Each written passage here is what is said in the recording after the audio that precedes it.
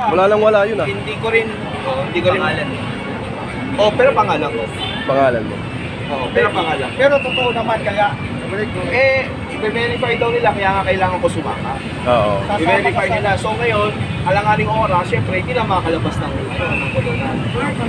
Kulong naman ng hanggang Lunes hanggang Mapiyasa. Wala nang office hours eh. Wala Ay, lang. yun nga kasi Bouncing check. meron din na nila ako ma-verify kung alam ko. wala na ako sigado, wala Kaya nakarinig, mapatitigil talaga ako. Nabibigyan naman ng Di ba pang pagsiserve ng warrant is office Sir, hours? sir may yung warrant of arrest sa'yo, alam mo ba yan na nangyari sa'yo? Ginawa mo ba talaga yan? Kita mo? Hindi mo ginawa? Kita nyo? Alam na kung sino may gawa yun. Ayan po. Gawa. Magkano yung presyo? May nakalagay ba? Mga gamit. Kunin nyo yung mga May nakalagay ba na presyo? Wala rin nakasulat na magkano ang pinakot. Oo. Pero ang piyansa is 2,000 pesos. 2,000 pesos. Eh, hindi ka makakapagpiyansa ngayon kasi biyernes na. Wala nang ano eh, office hours. Lunes na. Hindi, wala nang sarado na office. Grabe naman niya. So ayun, narinig niyo po ha. Kunin nyo yung ano niya. Kunin nyo yung lahat ng gamit niya. Wala na kayong ititira. Pati yung lahat ng ano niya. Saan ka naman dadalhin, kuya? Kuya, saan ka naman Hindi, dadalhin? dapat sumama kayo doon. Samahan nyo na lang. Samahan nyo, hindi pwedeng siya lang. Hindi pwede. Tawagan tayo sa mga kabayan natin. Lawyers na Hindi kami magkarinigan. tulungan natin si Juan Sir. mga kabayan natin. Ano mo yung mga ano. Bakit nandito sinerve yung warrant of arrest? Bakit sa bahay niya hindi sinerve? Unfair naman. Nandito siya eh. Kilalang nandito siya. Kaya nga, bakit hindi sa bahay? Wala sa una siya eh. Wala sa kuhanin niyo lahat yung gamit niya. At saka dapat sa bahay niya or sa anong address niya. Bakit Tira nandito? dyan. Alam mo kahit saan yan. Pwede yan, pwede yan. Basta makita ka nila kahit saan. Oo. Para sure. Yan ay baka gawa-gawa na. Hindi pwede wala Kasi kami. nauna Friday, no? Sige sir, sunod na lang kayo. Pero pwede pa naman yan. Grabe, alam mo, isis ano talaga. Sarado na. Wala nang opisina. Maniwala ka sa akin, lahat ng gamit mo ibigay mo sa kanya. Wala naman yun. Hindi pwede, iwan mo lahat yan. Wala sa ayos yung ano na yan. Hindi pwede. Lahat ng gamit mo ibigay mo. Bigay mo na lang din. Lahat. Oo. Uy, Ay, vlogger, alam niyo yan ha? ano mo yung... Saan kayo dadalhin? Kuya, saan ka dadalhin? Sa Makati po? Sa Makati sir? Makati. Hindi pwede kayo. Ay, hindi. Sa istasyon. Sa istasyon. Saan na istasyon?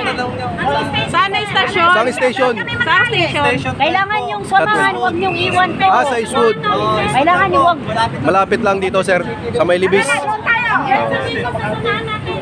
Hindi, pero hindi kasi kailangan talaga mag-clear kung saan siya dadalhin. Hindi po pwedeng iwanan niyo to. Pero pwede pa siya mag-deal ngayon yan. Sir, pwede pa naman wala. Sir, Hanap kayo ng insurance na pwede mag-deal yan. Pero Okay na. Lahat ay kami mga ibang gamit mo, iwanan mo dyan. Oo, binasa. Voucher check. Wala naman. Voucher check. Ay, ano kayo? bouncing check. Kaso hindi niya alam na wala daw siyang alam doon. Sabi ng vloggers natin. Lahat tayo pwede gawang kaso. Si Kuya Nelson ito, channel 167. Sir, may warrant of an arrest si Channel 167. Bouncing check daw. Check na inisyo niya ay talbo. Hindi pwede. Tapos dito siya Magpapalag pa kayong sasama sinerve sa ng kahit warrant of saan. arrest. Nano po tayo ng sasama? Kasi kami, allowed naman pala tayo. Sasama kami. Lahat, sama. Tara na lahat tayo, sasama tayo. Hindi mo lang maliwan. Trabaho lang yan, tama. Trabaho lang yan kay sir. Ayan nyo si sir, trabaho lang yan. natutulog dito. Merong ilan nila. Sila yung may iwan. Samahan nyo, te. Yung gamit ano? Ako na bahala sa gamit. Station 12 dito sa Kailangan ano, mag-iwan ka Eastwood. na. Kanina kayo mag-iwan? Kasama ko lang kayo Dito sa lang city. kayo. Mabuti na yung nakakasipo. Alam mo yung mga... May piyansa naman siya, dalawang Kaya kayo gawa ng kaso. Wala rin Nasa ibang Alabang. Pinabas mo sa kanila, no? Alam mo, ako, alam ko may gawa niya. Alam ko. Ayaw ko lang magsalita. Pwede kayo sumunod. Huwag niyo sa amin. Sige. Parang ginawa nila rin kay Mga babae ko, no? kay GM. Ayan. 20 Ah, pa pinalabasan nila ng warrant of arrest. Ilalagay sa kotse niya.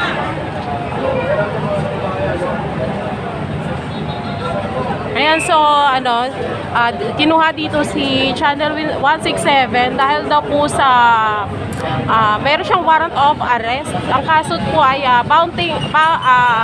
yung tumalbog na cheque na inisyu niya. So, di ba?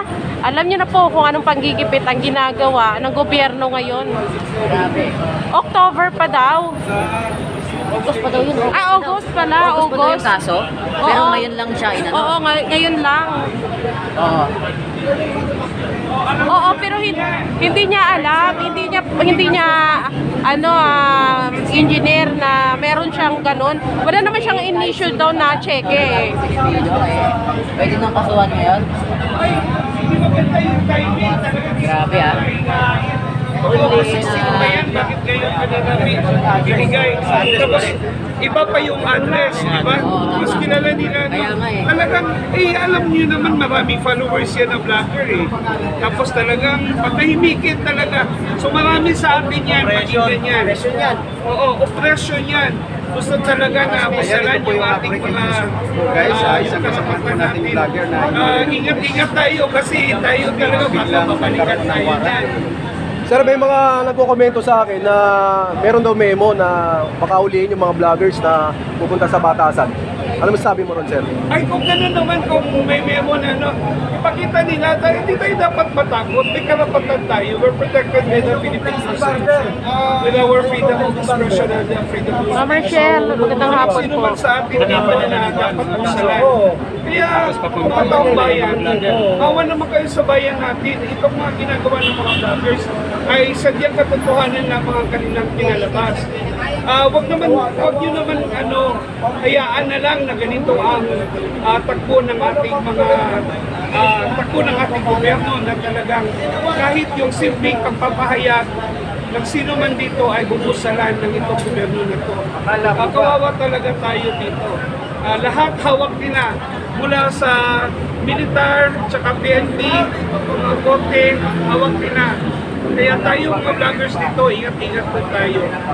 Alam natin kasi mamaya sino na naman ang dito, gagawa ng kaso, gagawa ng kasalanan. Anong nangyari sa kanya? Matagal na yun? August ba yun? August 16. Tapos dito pa talaga para may magiging impact dito sa mga nagsusuporta na ayaw natin yung gobyernong tiwali. Talagang talaga ito, pagbabalahura ng karapatan ng ating mga mamamayan, ng mga simple at mga ordinaryong mga tao na gusto lamang may pahayag yung tama, yung totoo, at walang kinikilingan. Yung totoong serbisyo para malaman ng iba, lalo na sa mga tao na walang alam at hindi nila alam. Kaya po, tayo ingat po tayo. Yan lang po. Sir, silent martial na ba tayo? Ay, talaga naman. Talagang sa martial law. Hindi tayo dapat magpagpakapati. Silent martial law talaga to. Ayan na, meron na tayong in-examplean dito. Isang vlogger talaga na hinuli nila dito pa talaga. Pwede naman huli nila sa bahay o kung saan. Ang problema, iba ang address. Walang address. Mali ang address. Ayun na nga, kung personal yun, huwag naman sanang ginawa niya nila dito yun. Diba? Ayun na nga. I-verify pa. Ayun ang gagawin natin talaga. Hawak-hawak tayo, kamay tayo. Lahat tayo mga Pilipino na may alam at alam natin na nagpupusan ito, ang gobyernong ito. Dapat talaga ilabas natin ano ang katotohanan. Ilabas natin magkaisa tayo. Ito, sa social media, yun ang tunay na rally natin. Kasi hawak nila ang kalsada. Dito tayo sa social media, makikibaka. Diyan natin ilabas ang tunay na pangyayari sa ating bansa. Dahil hindi na ipalabas ng tunay na mga mainstream media. Merong mga programa na talagang independente lamang.